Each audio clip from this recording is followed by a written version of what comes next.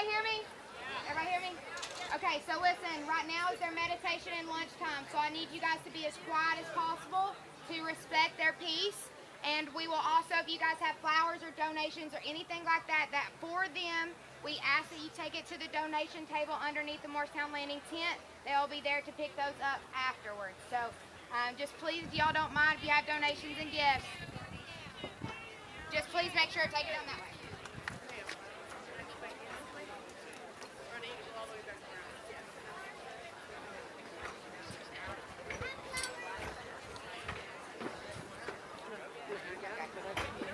Okay, go this way.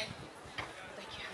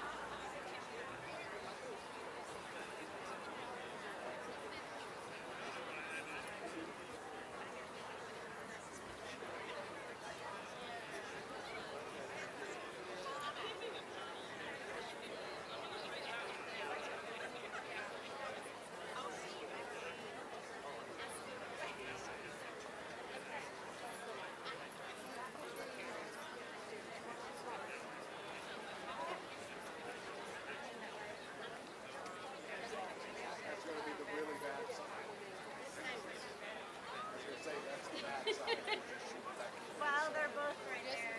That's why. Yeah, I know why. I'm good. I appreciate it. Yeah. I'll just stay at this one. They want to take a shot. I need to stand up so that I can get them.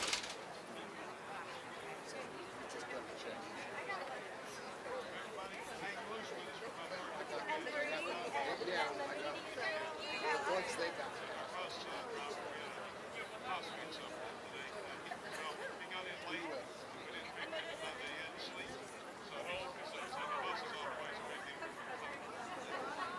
We'll do stuff out in Green Bay. It's in our BMO.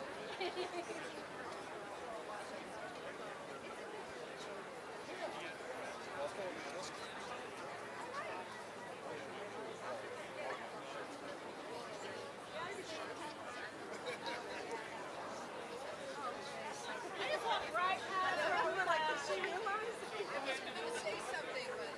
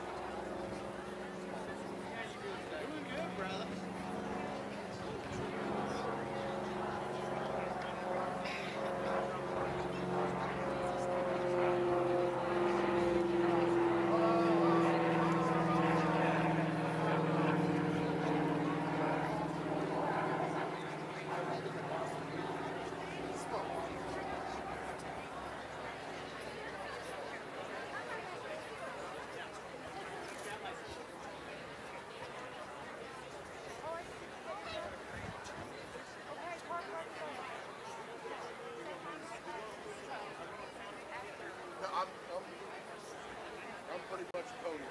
So, yeah. As long as you don't step onto the stairs, the stage. Hey, you do what you want. Now them guys, one more the stage, and guys with guns may have something to say. Just, I mean, I have this. I don't even do a rush the stage.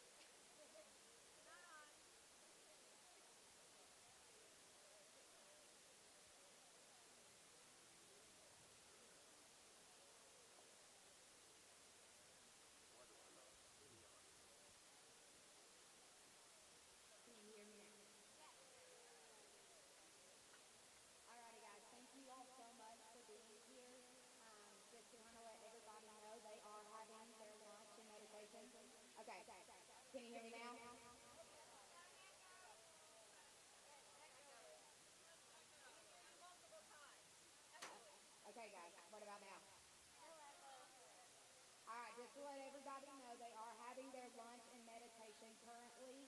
They will be back out in about 30 minutes. So we will be having them up here doing the public address in about 30 minutes, just to let everyone know and give them a heads up. Please be respectful of this time, and thank you guys once again for joining us.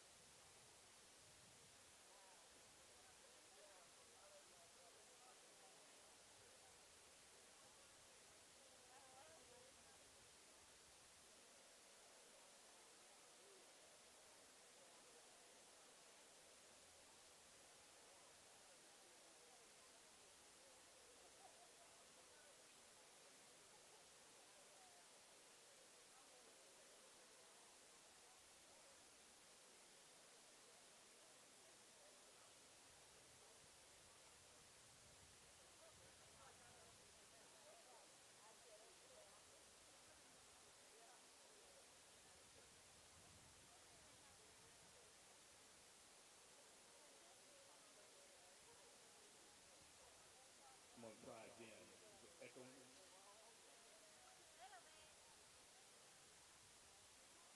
Can you hear me now? Is that good? Thank you. I'm here all week.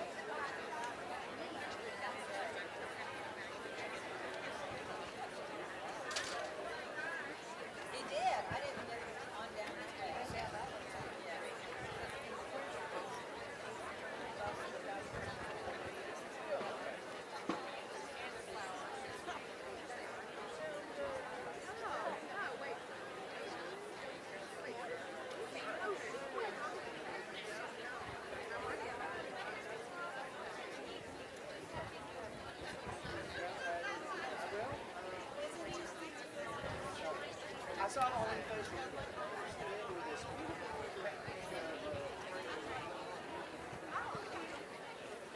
My son over here.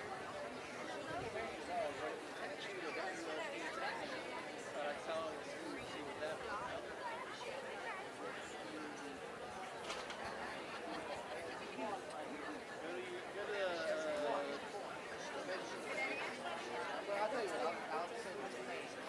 Are we ready to send the face? You know what I mean.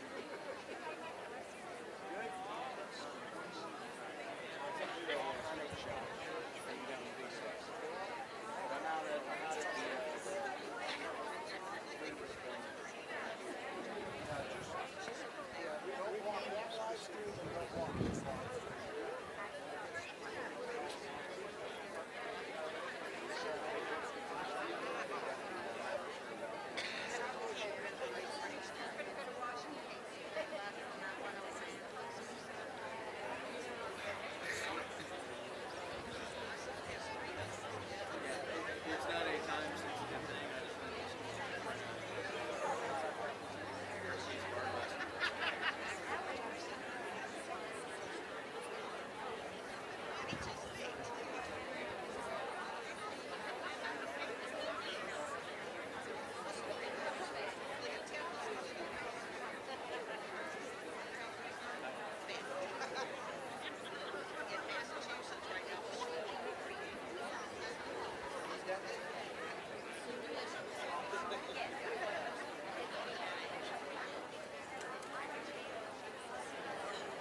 What time is that?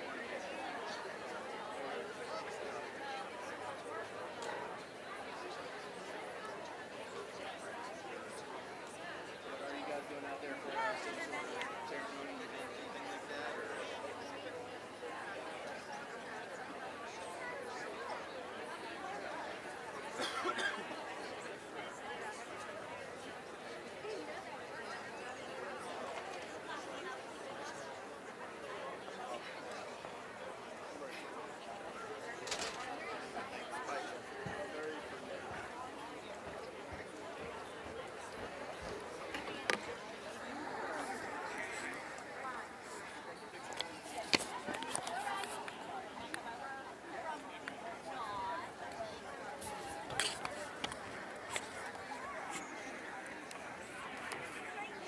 Testing, can you guys hear me? Can everybody hear me? Give me thumbs up if you can hear me. Thank you guys so much. So it's about 10 minutes and they will be coming out here. So just to let everybody know, I am going to leave the mic on and we're going to go ahead and start the live. So thank you guys so much for being here and they'll be out in just a few minutes. Thank you.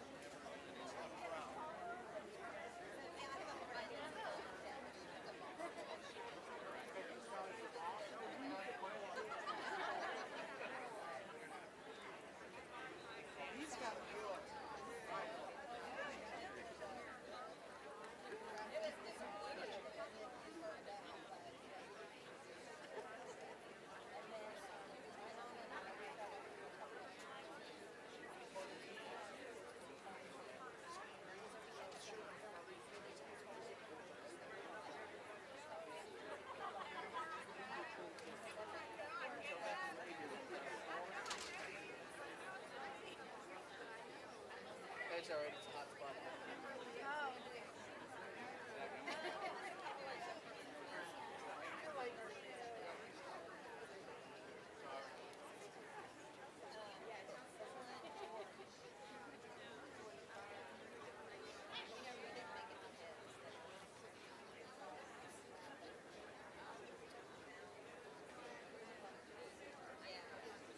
Tried to make it to his, but there was a company that was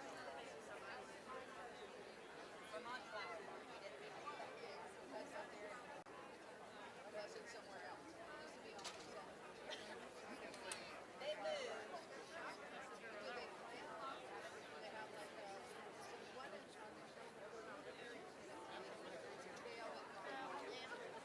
Yeah, they got that one base, but those people. Oh, no.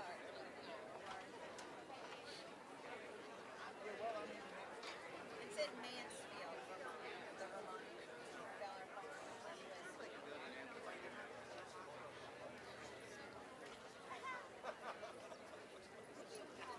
Yeah, I will.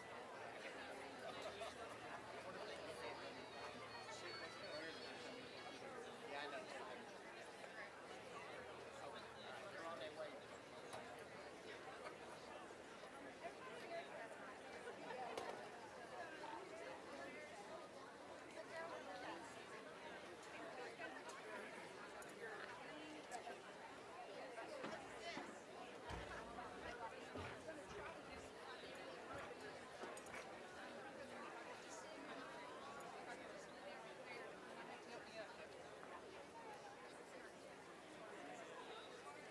And then we went to the Shelburne Museum.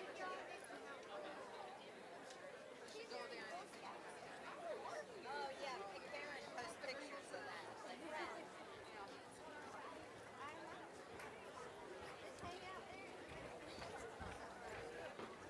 This would be perfect. I can video.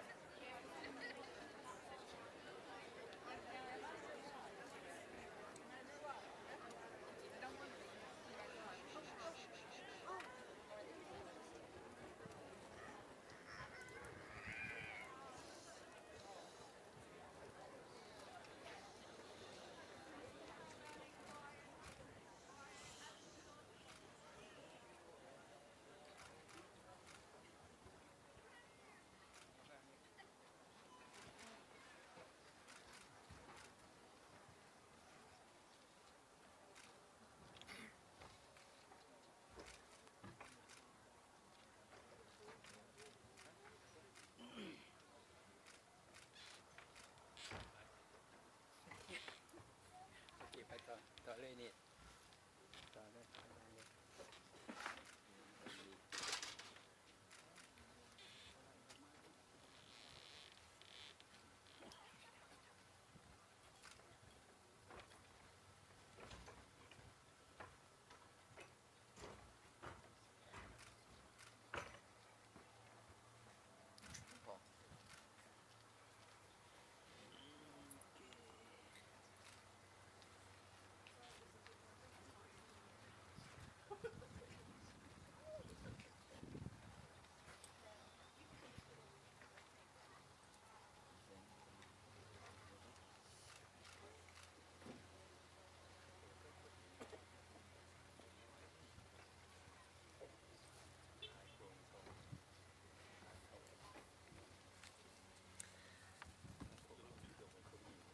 Hello, everyone. I'm Andy Fisher, the General Manager at Morristown Landing, and we are deeply honored to welcome the Walk for Peace monks to Morristown Landing. Their journey represents something bigger than a single event. It represents intentional action toward unity and compassion. Morristown Landing exists to bring people together today, and today is a powerful example of that mission in action. Thank you to each and every one of you who helped make today possible.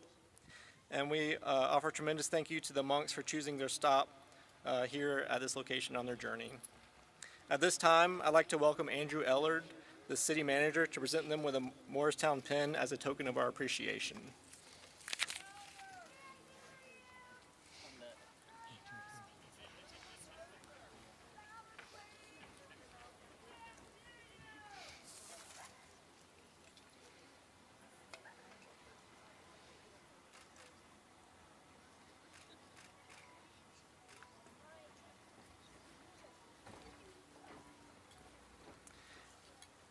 And now I'd like to welcome Kinsey Mullins and Officer Howell to present a challenge coin on behalf of the Sheriff's Department.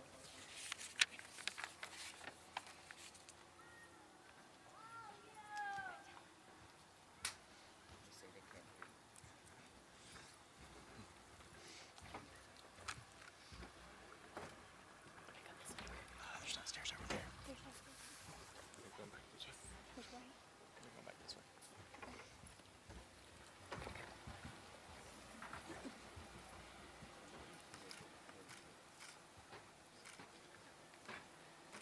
And now I'd like to introduce the Venerable Pinna Karta to the microphone.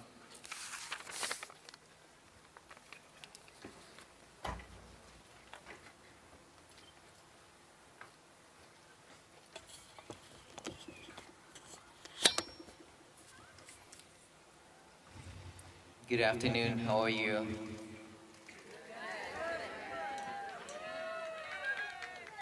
First of all, I pay respect to the managers and the owners of this place, and pay respect to all the law enforcement.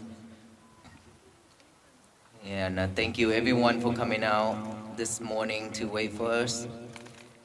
I saw one of the posts that my admin snapshot and then sent it to me. There's a couple people take a snapshot of this building when it's still dark this morning, saying that I'm the first one here.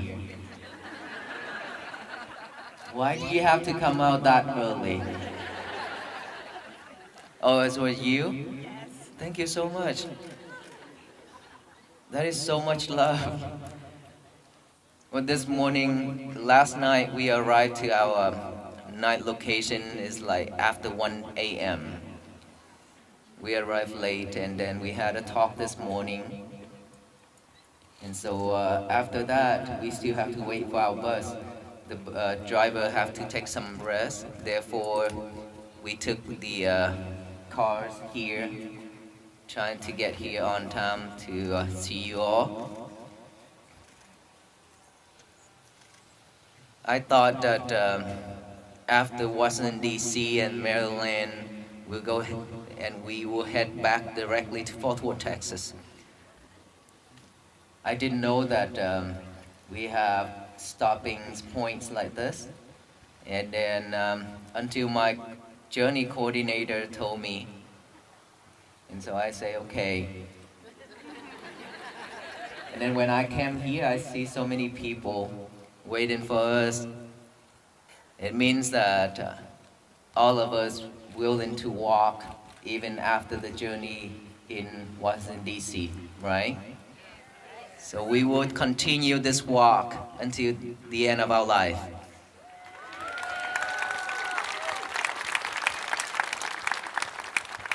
During this morning, there's one person asked me, can I conduct any class online or any sessions online every day so that everyone can join together and practice together?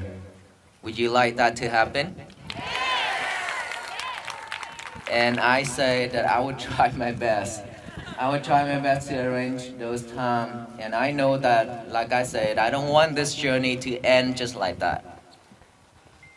This is something that is very important and is very meaningful for all human beings, for all of us. So I would love to have something continuously so that we can have those times together, to walk together, to bring peace to our life and to bring peace to this nation and the world. So I will try my best even after we get back to Fort Worth. And of course, when we got back to Fort Worth, we have the Lunar New Year. After the Lunar New Year, we have the major event, international event in May. So I will be super busy, but I will try my best, okay? No promise, but I will try my best.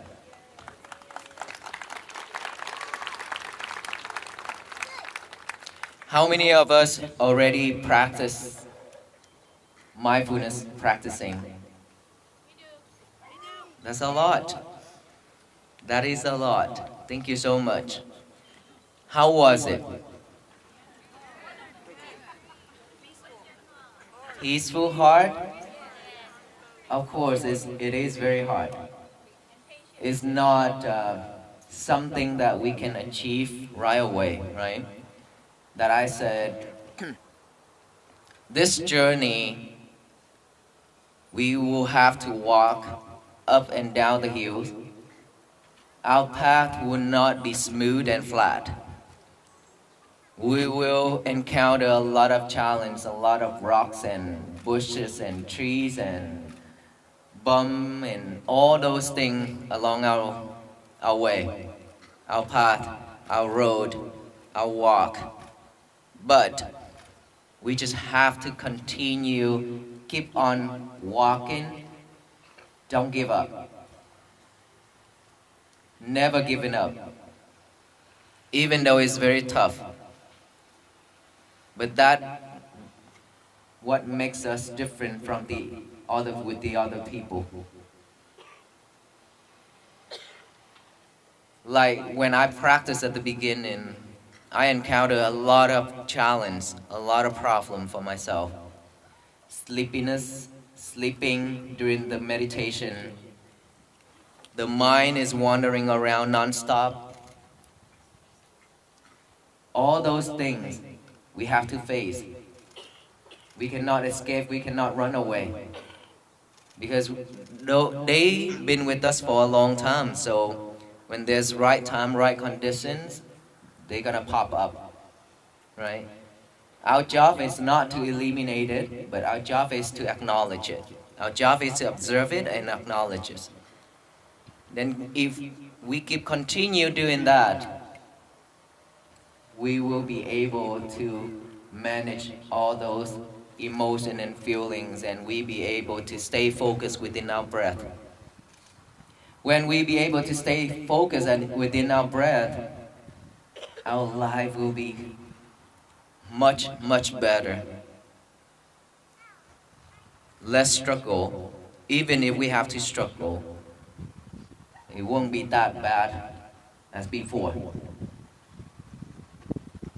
It's because we are not mindful enough. When things happen to our life, we suffer, we scare, we stress, all those things. But when we realize that everything's so impermanent, it comes and goes, we will not hold on into all those sufferings. Instead, we just observe those things and acknowledge it, and then it will vanish by itself. That is how we learn, that is how we practice right from the beginning, by observing the thought, acknowledging that thought, and bringing our concentration back to the breathing. We repeatedly doing that over and over each and every single time we practice. We train ourselves to have that new habit, not to live with the old habit anymore. And if we be able to do that every day, diligently, I promise you, you change your life will be changed. As a Buddhist monks, all of us here and many more, mindfulness is what we live with every day. We practice, we live with it, and that's why not many monks who react in a angry way. There are some, monks are same. We still, as a human being, we still have defilements. As long as we practice, we manage it easier. If we don't practice, it's the same with everybody else. There will be monks react that way, but most of the monks, we practice a lot every day, so we react differently. Right? We are not that easy to be triggered. And we are not that easy to react the way that we used to. Before we ordained, we could react really badly. We could react quickly, very fast, with anger and hatred and all those things. But when we ordain, we have that key, we have that sword to chop off all those defilements. And that's what makes us different. And we keep in our rules and regulations. That is also supporting us on practicing meditation as well. So we are the same. If we be able to keep our morality, rule and regulations, stay away from doing unwholesome things, all those will support our practice. Because the more we commit into unwholesome deed, then our mind's gonna be keep wandering and suffer and regret. All those things will pop up in our head. And it's very difficult for us to move on. So we walked that far, 110 and 111 days now, trying to share the key of mindfulness, compassion, and loving kindness to all the people who meet along the road. And we didn't expect that much. Somehow it turned out way beyond my expectation. So many people coming out for this same mission, peace, that is overwhelmed. But at the same time, I understand and I feel sad is because as human beings, why do we have to suffer so much?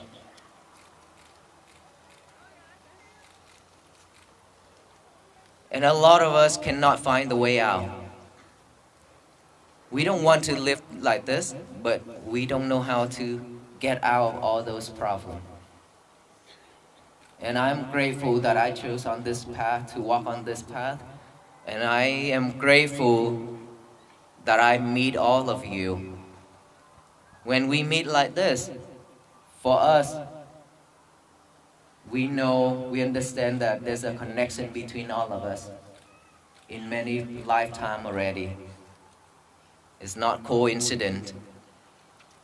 We have met many lifetimes, and now that we meet again and continue walking together again. We have been walking in many lifetimes together. And this is the time we walk, we meet and walk together again to continue this mission until we complete it. And when will that be? It all depends on us. How much effort, how much energy that we're willing to put on. If we want to complete it as soon as possible, we put a lot more effort. With strong determination and patiently walking on this journey, it soon will be finished, accomplished. And this world will change, it will turn into a better place for all beings to live. But we do have to take that into action. We don't talk anymore. We have to do it. A lot of talking already, and we still struggle. We don't need to talk anymore. We just need to take that into action. Seriously.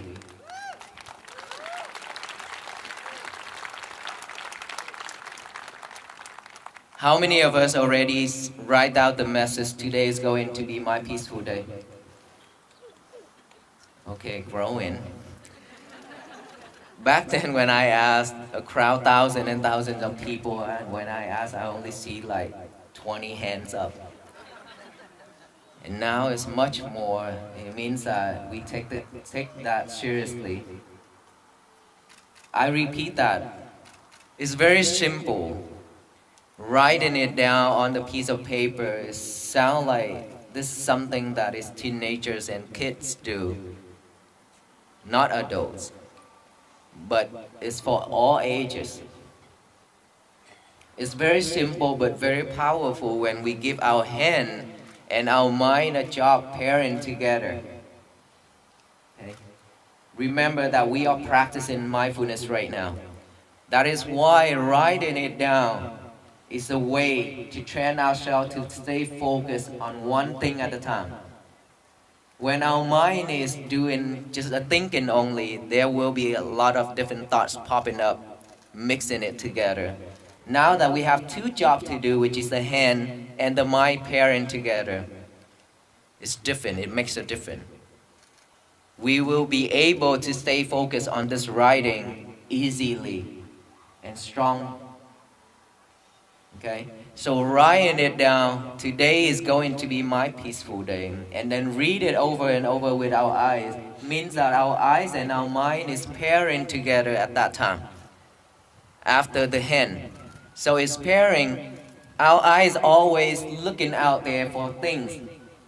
Many different things. Looking for something that is beautiful. Looking for something that is nice. That we always wanted to see. Right? And then looking at something that is not beautiful, looking at something that we don't like. And it's recorded all those reactions, all those things that we dislike in our head, in our mind. So instead of letting our eyes look in with all those things, now we just look on those words that we are writing on that paper. Only that one thing. Right? Today is going to be my peaceful day. Just look at it and read it over and over with our head. And then after that, read it out loud with our mouth. Now that the mouth is pairing with the mind, we have another job to do. Read it out loud. And so instead of saying all those bad things, saying all those unnecessary things, or singing or doing anything else with this mouth, now we only say this statement. A very beautiful statement and strong statement to change our life. So we just saying that statement only, right? When we don't have anything to do, when our mind is empty, when our mind is vacant, and our mind is have nothing to do and is always picking up different things, all those unnecessary things, all those bad thoughts and bad habits will pick up and think over, and then it makes this mouth to speak, to say something that is not necessary, that is hurtful. So instead of giving us that chance, now we don't give ourselves that chance anymore. Instead, giving ourselves a chance to read something better, to say something better, to start our day with. Today is going to be my peaceful day. Just say that. Very easy, right? But it's very powerful because we are training ourselves on every little thing. Remember, it always starts with every little thing. We don't have to think big. We don't have to do something that is really big. We don't have to. Just start our day with something small like that. And simple just like that. But if we can repeat it every day, it changes a lot. It changes our life. This is something that I practice. When I talk, when I say something, I practice those. And so after practicing it for a while, I see the benefits of it. And it's truly helping. It truly helped me to overcome a lot of things. As a monk's life, do you think that we are peace at all time? You think that we don't have any defilement or what? No, we have all kind. Okay, we encounter a lot of things, and even more than lay life just like you. Because a lot of people come to us, right? If we are not mindful, then we can't survive. Because we will be overwhelmed with all those things, all those problems from the other, right? So we practice. We know how to purify our mind. And I encourage you all to practice the same way, to bring peace to ourselves. and don't waste our energy and effort on something else that is not needed anymore. We just have to do something better for our life before we die. Why do I have to say that thing all the time before we die? Because we will go there regardless if we want to or not. Right? We will have to go there. And we don't know when. The scariest thing is we don't know when. If we know, then we be able to prepare ourselves. But we don't. Something that is just come randomly, maybe in bed, maybe while we walk, maybe while we eat. It could come at any moment. And imagine when that moment comes and we have nothing to carry with us except suffering. Then we will continue suffer within our next life. Why would we do that to ourselves? Because we will not, when we are not enlightened yet, we will still in this samsara, which is in this circle of life over and over and over. Just like Aloka. For us, we look at him differently. He could be a monk in his past life. Because he's very clever, he's very smart. I'm telling you, he's super smart. But breaking his rules and regulation because of doing something. And now he's suffered with this form as an animal. And that is why I named him Aloka, means light. Hoping that he will find the lights of wisdom to liberate all kinds of sufferings. Us too, we will be wandering around in this circle of life, life after life, and we don't know which form we will be born into. We don't know. But at that moment, when before we pass away, that is very important to all of us.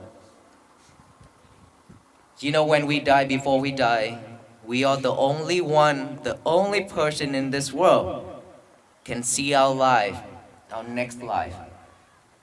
Just like a movie. In our mind, in our heads, it's just like rewinding our whole life. What have we done, either bad or good? Which one is stronger? It will pop up in our head and it's just playing it, rewinding it just like a movie. If we committed into killing a lot of beings, and all those sound, all those crying sound voice, and all those images that we've been doing, it just rewinded in our head. And that is the time when a lot of people, they ask for help and they cry and they yell, shout out loud, and then doing all this, trying to ask for help, to support from the others. But nobody understands, nobody knows about anything about it except that person. Is suffering before dying. If that person died at that moment, he or she will go directly to the next room, which is animal or hell. The four unwholesome realms, suffering realms: hell, animal realms, asura and beta, hungry ghosts. These we call the four bad realms. Human and heavens are the realms that we want it to be. We want to reborn as human or even heaven. In our tradition, heaven is different. Many different levels of heavens, right? But when we go there, because we have such merit, we have a lot of merits, that's why we've reborn in heaven.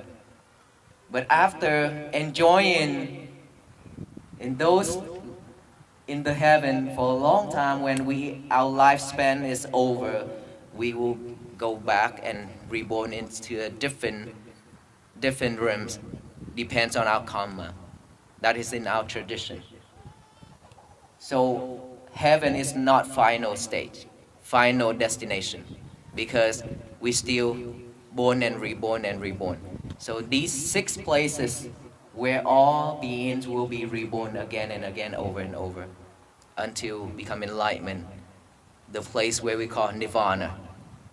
That is the place where will be no more reborn, no more defilements, nothing else.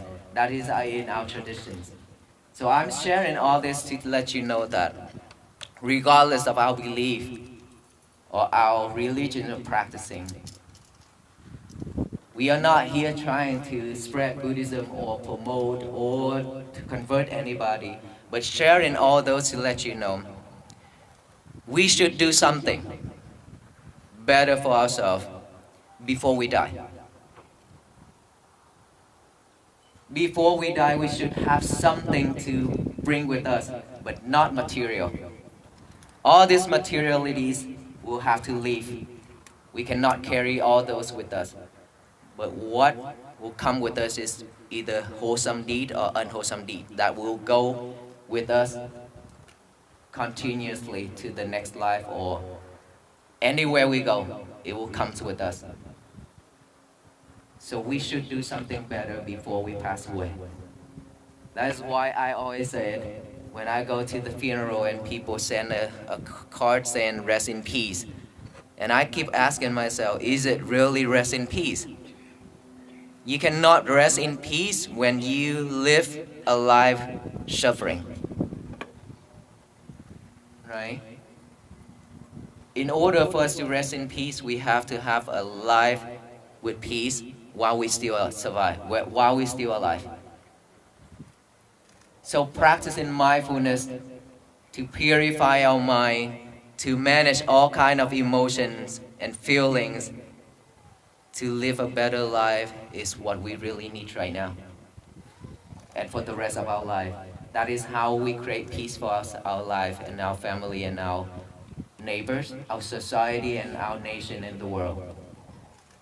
Peace cannot begin when we always head out there. Always begins from within, which is inside, when we look back and see ourselves, see our breath, feel our heartbeat. Just look back, take some time, reflect ourselves, feel it, see our breath, be mindful with it, then we will have peace. When I walk at the beginning, people thought that we are walking for the world peace. And then after listening to my talk, it's totally different. I mentioned this several times that we cannot change this world. There will be no world peace.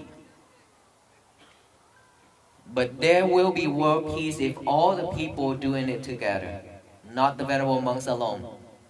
It means that we have to walk on this path. It means that we have to practice and walk together. The power of togetherness is very powerful. That could change a lot of things.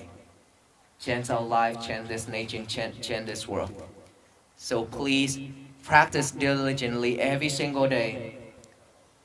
That is how we support our nation. That is how we support this world. And that is how we build a world for our future generation to live. That including ourselves. Right? So how many of us willing to walk on this path for the rest of our life?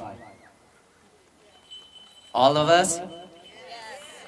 So we have to walk every day, okay? Even though it's tough. Even though it's tough. But we have to walk on this. When we fall down, stand right up and walk again. Don't just lie there. Stand right up and walk again. If we could do that, our life is gonna change forever. Any question for me? Yes, ma'am. Say more about the human responsibility towards all animals. The human responsibility for all animals. In our traditions, no killing. In our tradition, one of the 5 rules and regulations is 5 refugees. No killing is one of the first one. And it is very important that I talk, one of my talk that I mentioned about Aloka again. somehow a stray dog just following all the monks all the day, all the time, and now that he's become a world famous dog, and you spoil him, and so he definitely have a connection with us that I mentioned earlier. He probably been a monk, were a monk before his this form, right? So if you see any animal that just come to you from nowhere and then just stick with you, will not leave you, they probably one of our relatives in the past. Yes, it is, because how strange it is for the dog living in the street in India and now become a US citizen with a monk that he have never met before. And then when he don't see me, you can imagine he cry all day long. Wherever he go, even though many monks, he love all monks, okay? But he enjoy playing with all the monks. But he always remember that his master is there and he needs to come with his master. That's aloka. So, no killings is the rule. This is something that if we commit, then we have to pay for it.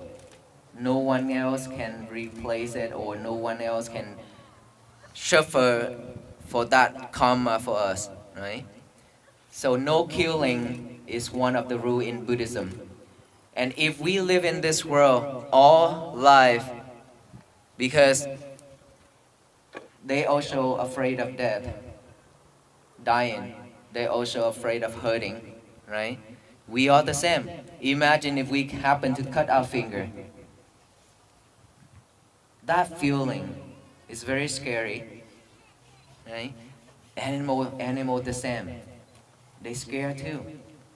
That's why when you see, if Aloga is like that, but when I hold the stick and I look at him, I yell at him, he's scared.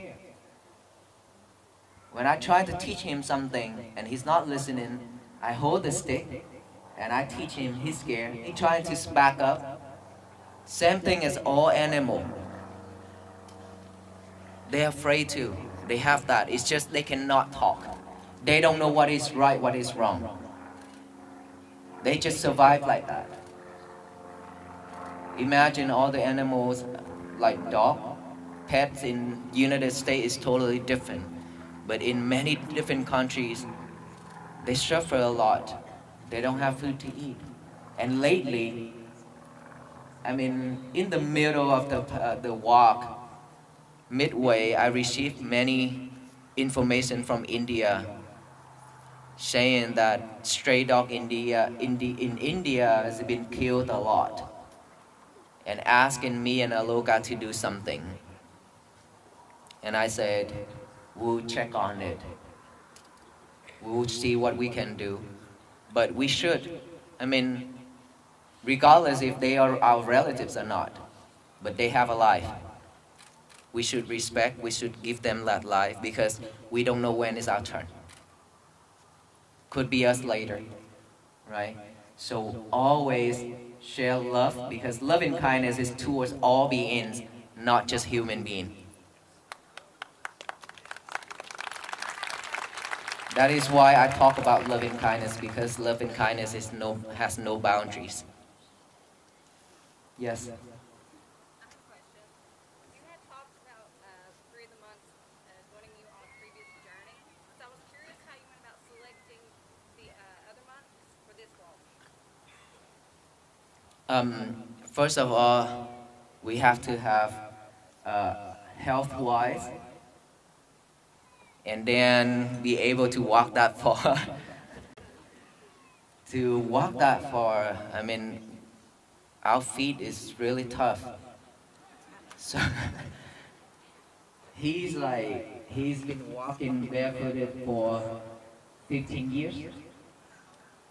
He walked everywhere, and it just shocked me when he entered into the DFW airport. And I come to pick him up and the team, and I saw him walking out barefoot out from that international airport, and I asked him, "They allow you to come like that?" And obviously they did. They allow him to walk like that everywhere in any airport. And so when we select the monks, basically we send out the notification and invitation to the monks that first I have to know the monks. Secondly, I know that they be able to walk that far, because some of our monks already walk in India and Thailand a lot, and Laos too. So kind of selected a lot of considerations. And many other monks wanted to join too, but then we already stopped accepting more more monks to join. So that's why we only have 18 to 20, just that number only for this walk. I have a question. Yes, ma'am.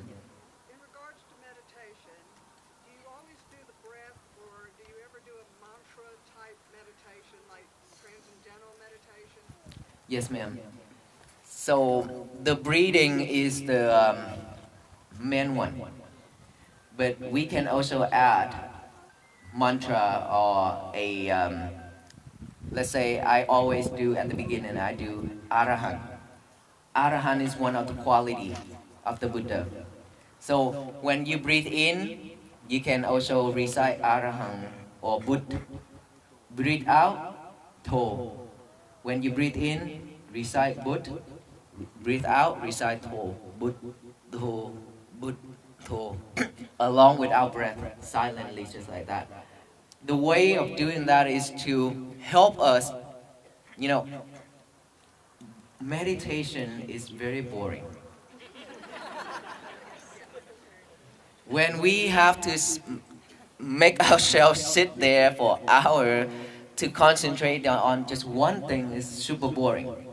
When our mind is very active, this mind is super active, and this mind doesn't want to stay at one place doing one thing. That's why we always multitasking ourselves, right? And so adding more jobs for this mind to do. This, along with the reciting of the Buddha, 2 jobs. So the mind have more things to do, we be able to stay focused more. Or we can also do the counting.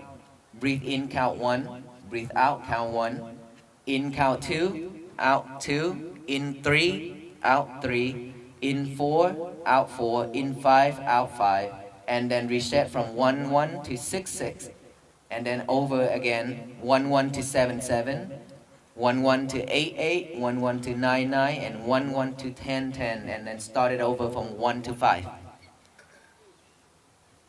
Let's say when we breathe in, we count 1, out count 1, in count 3, out count 3. I forgot the 2? Okay, thank you. It means we miscount. It means that we are not concentrating. When we are not concentrating, that's why we miss the number.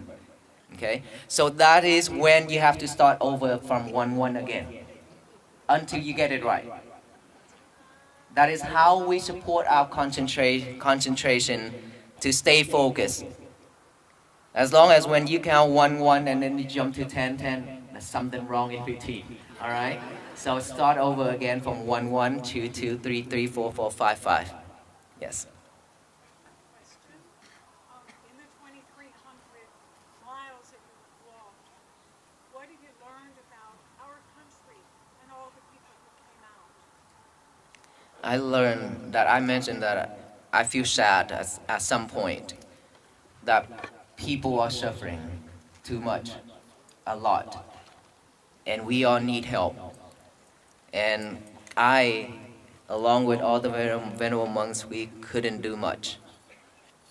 We couldn't do much. I wish that we be able to do more, but there's a lot of things that we cannot. And times and everything and effort, unfortunately we have to stop at 109 days, 109 days. But then, Thank you. And I have learned that it means that we truly need to continue doing this over and over. And I truly hope that all the people who came out for this mission will not give enough on trying to practice mindfulness and loving kindness and compassion.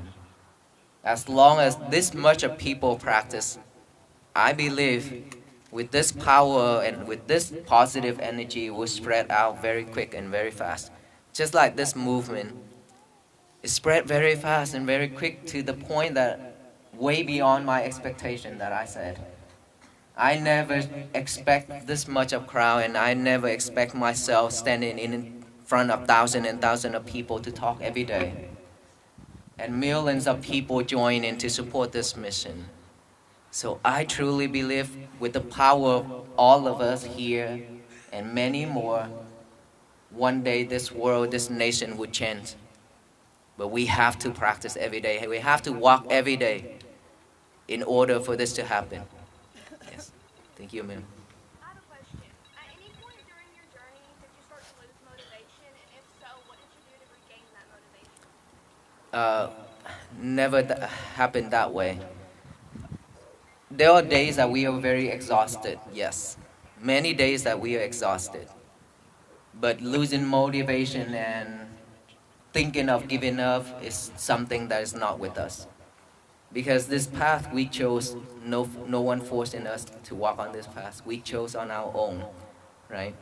And by seeing so much sufferings around us, like I said, that is why I choose to walk on this journey, walk for peace, because of seeing so much sufferings around me. And then when we walk, all those thinking shown along the road and gatherings like this is even motivate me to continue and continue walking forward.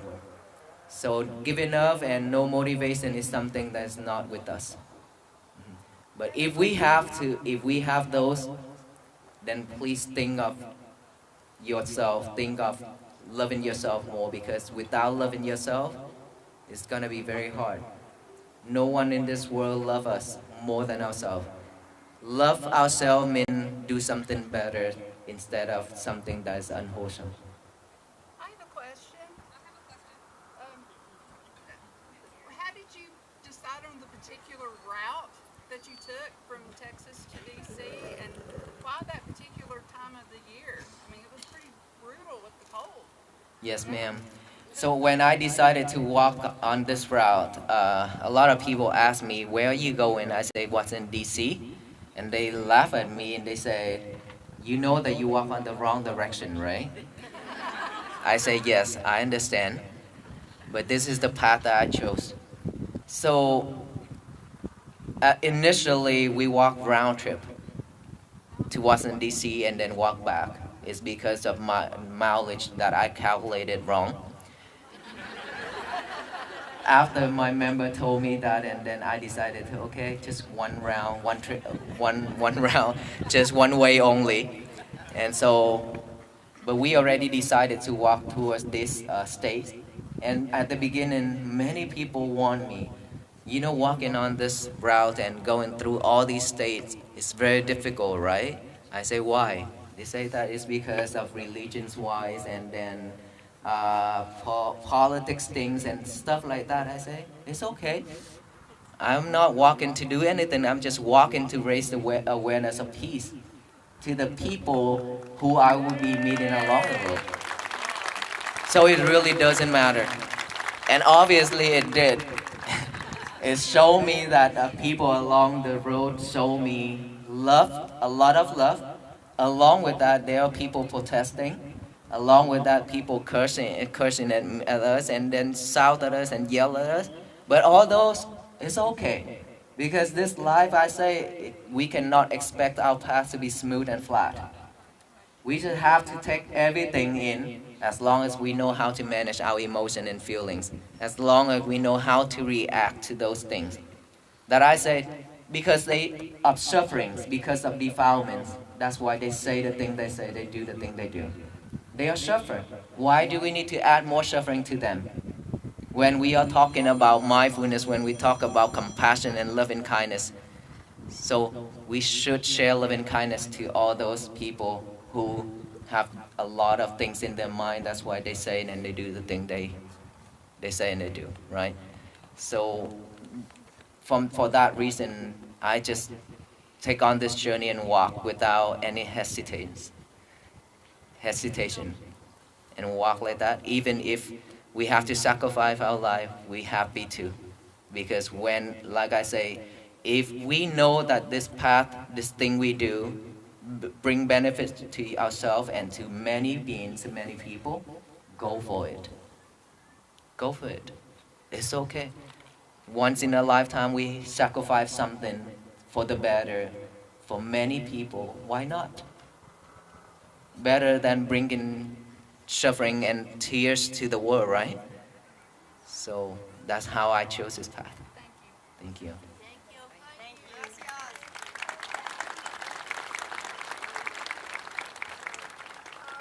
said something in Pittsburgh, North Carolina about merit when I spoke to you there. Can you explain more about that? Merit. So let's say today you came out this morning to listen to this talk, right? Standing in the cold and waiting for a long time for us. But patiently, your mind is still at peace right now? Okay. So when our mind is peaceful like that and we have patience and wait in any condition, we still be able to stay calm and patient like that, is cultivate merit.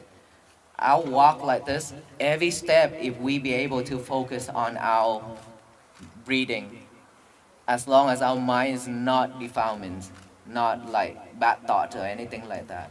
And if as long as we walk with good intent and good thoughts, every step cultivate merit. When you help anybody, when you try to do something better for yourself and the other, that is merit, that is cultivated. Everything you do, just like I said, it's very difficult for us to cultivate all those merit, okay? Also, it's very easy to get a jar, a glass jar, with a shield lid. Every day when you do something wholesome, anything wholesome, either listening to a talk to motivate ourselves, helping the others, chanting, praying, meditating, all that thing as long as wholesome. Okay? Every time when you do something like that, just one thing, you drop into that jar one drop of water. Okay? Every good thing, every drop of water represents for one good thing. Every time when you do one good thing, drop into that jar one drop of water and you keep on collecting it just like that. But if someday, because of anger, because of delusion, we get angry and say something that's hurtful to the others and ourselves, do something that is hurtful and injure the others, it means you pour all those drops of water that you have been collected on the ground. You pour it all out on that ground and you cannot collect it back. It's very difficult for us to collect all those drops of waters, but just because of defilement, just because of delusion, we ruin it all. It means that whatever we have done is still there with us. It's just that we break that section of the bridge for all the good things to come to us. Like when we want to cross the bridge have to be built from this side to that side, right? When we get angry and hatred and all those things, we collapse one of the section of the bridge, so we cannot pass that bridge anymore. It means that we stop all those wholesome deeds and good karma to come to us. Instead, all the bad karma will come to us at that time. When the bad karma comes, it's not just one time. It comes one after another. You know why? It's because when our mind is have defilements, when our mind is live with delusions, and that just attracts all the bad things to come to us only. When we shift that mind, we change that mindset into something that is wholesome, acceptance, accept what we receiving, and then move on, and then breathe. To change that, then automatically it will stop all the bad things and start to build that section of the bridge for us again, for the wholesome things to come, for the wholesome deed that we have cultivated in the past to come to us again. But remember, very difficult for us to collect all those drop of waters. Be mindful with it. Don't put it on the ground, okay? I have a question. I saw where you said that you, when you were younger, that you spoke very little. So, were you saving up for the last 111 days? But, I mean, was it hard for you to talk every day? Was that part of your plan, that you would talk every day and talk? That never been in my plan. Like I say, when I walk on this journey, hoping that there will people stop and pause and stop first and look, hopefully that we can share a little bit, but not like this every day. Imagine I talk early in the morning until nighttime before bed, every day like that. And I don't know how I get that energy. Really, I don't. Talking like that and walking at the same time, you know, during the walk, I greet the people, may you be well, be happy, and be peaceful. I repeat that message everywhere I go, in every step. And then lunchtime I talk, nighttime I talk, and then interview, a lot of things. But all those wasn't my plan. It's just that it just come and then I just do it. And thanks to all of you, because of you, that giving me a chance to train myself to talk. Because at the temple, I was hesitated to talk in English. I can talk in Vietnamese, which you don't understand. But talking in English is something that's different for me. But fortunately, within this journey, I be able to talk a lot, and I learn a lot too from talking. So, thank you. So much. You speak well. Thank you. all of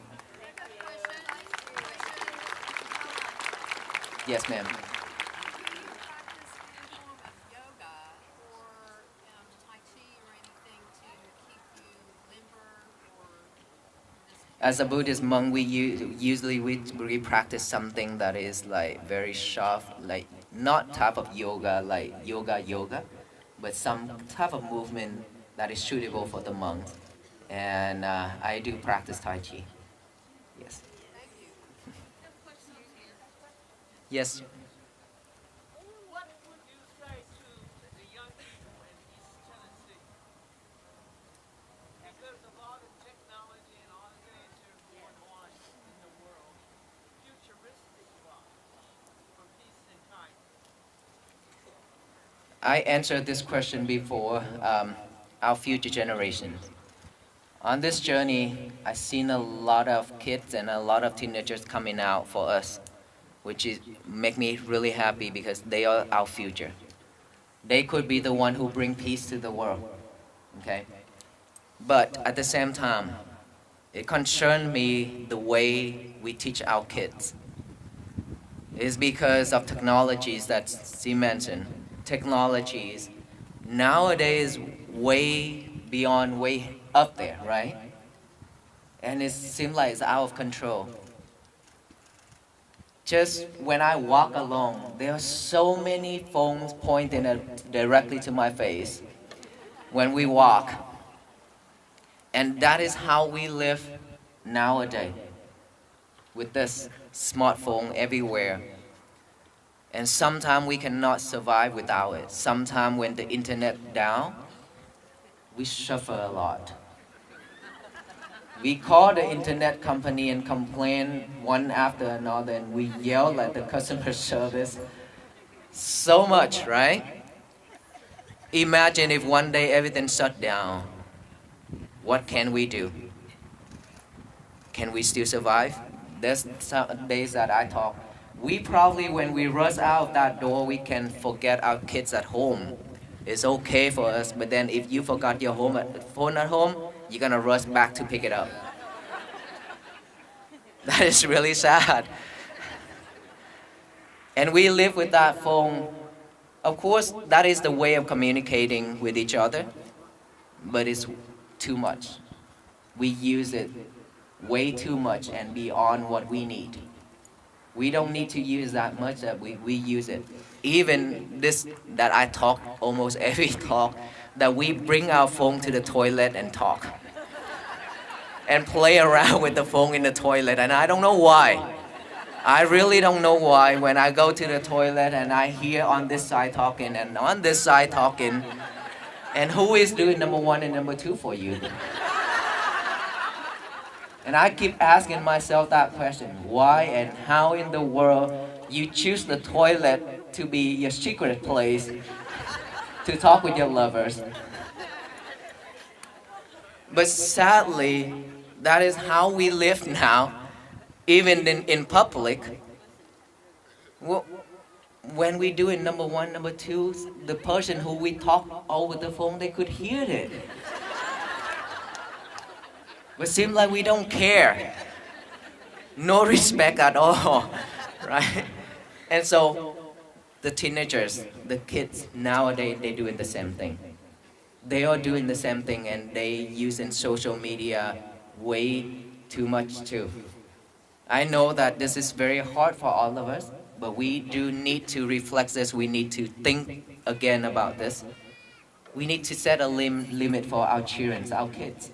They growing up with all this technology will kill their mind. Ask yourself how many phone numbers that we can remember now. Very few, 2 or 3 or 5 phone numbers. Versus back there 15, 20 years ago when the pager we still have some pager. By that time we still remember a lot of phone numbers, the whole phone book maybe. And now that we don't remember, even a very simple math that our kids have to use a calculator in the phone to figure it out. And our mind, our brain is shrinking every day. Maybe in the future we just sitting there and waiting for food. Have I eat yet? Things like that. If we keep living in the world like this, that is how we're gonna turn into. So try to stay away from technology as much as possible. At least you set a time limit for yourself and your kids. Maybe in the morning, that I said, before bed 1 hour, no phone. 1 hour before bed, no phone. Stay with your breath. When you wake up in the morning, our habit is to grab the phone again. Or you wake up in the middle of the night, you grab the phone and then you check with it and then you live with it and you could not go back to sleep. Now, instead of doing that, change it. No phone before bed. When you wake up, if the alarm goes off, turn it off and then get up, but don't grab it or don't snooze it. Okay? No phone. And then make your bed. Make your bed. Kids, teenagers, this is a must. They have to make their bed.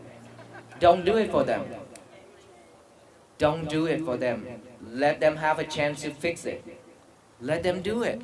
Train themselves how to have responsibility in the house and how to stay focused by doing all that thing.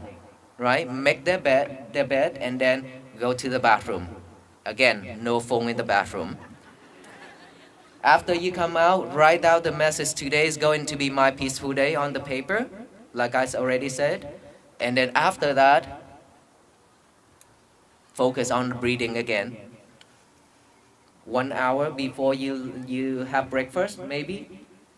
And then have breakfast. After breakfast, during the breakfast, no phone either.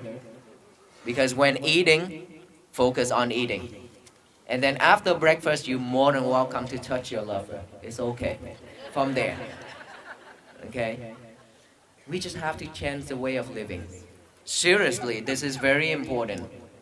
If we could do that, I believe that our future generation will be better. Otherwise, I don't know which direction they will go, seriously. We've been there, done that, we understand, right?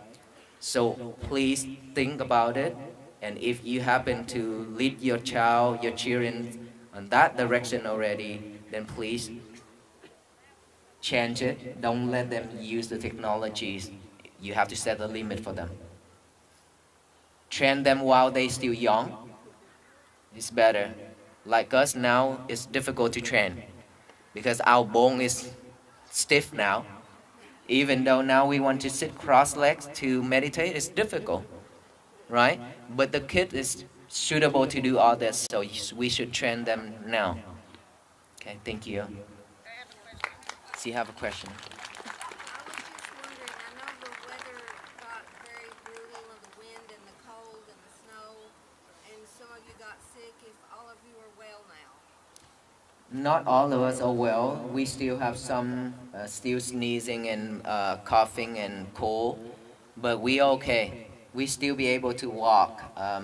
So in any condition, we try our best to stand up and walk again. So we are good. Thank you for that thought. Thank you. Yes, ma'am. Is it possible to mind bringing your baby, Aloka, up where the bar's not covering her? Here, so you can see. Oh, you just want a pictures of Aloka. Okay. Okay, Aloka. Based on request, sir, please stay still.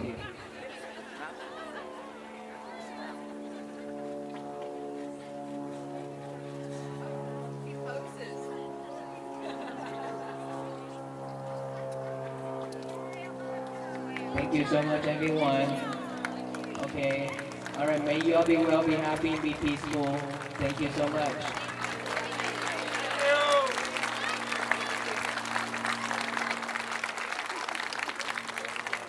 Okay.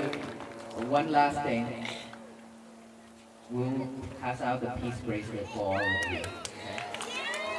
So that it reminds you that you need to be mindful. Okay, every time you look at it, it reminds you to be mindful that you have met the monks already. So walk with them. Okay, thank you so much. Venerable monks, it's time for us to pass out the peace bracelet. Can I say something? Yes.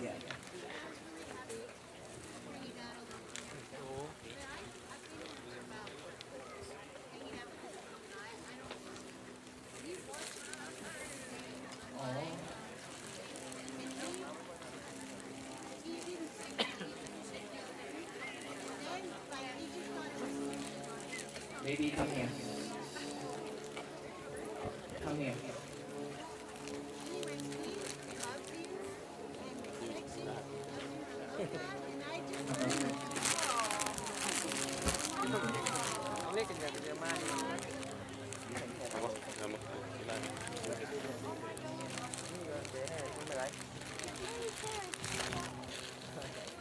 Now look at me.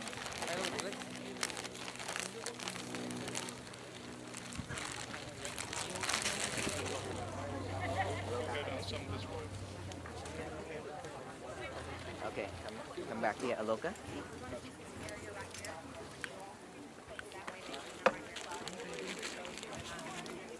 Okay,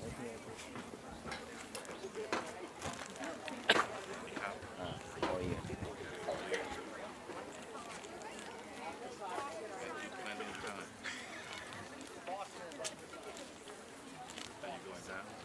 No, I'm saying.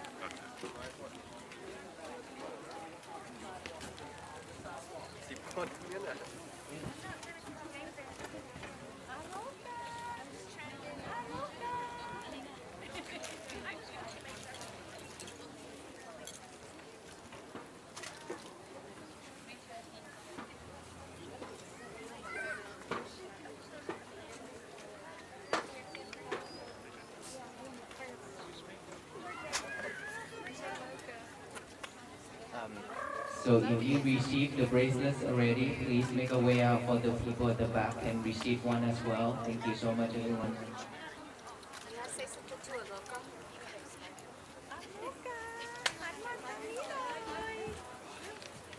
Can I say something to Aloka? Is it okay to touch? Aloka. him. Yes. I love him so much. No, don't jump.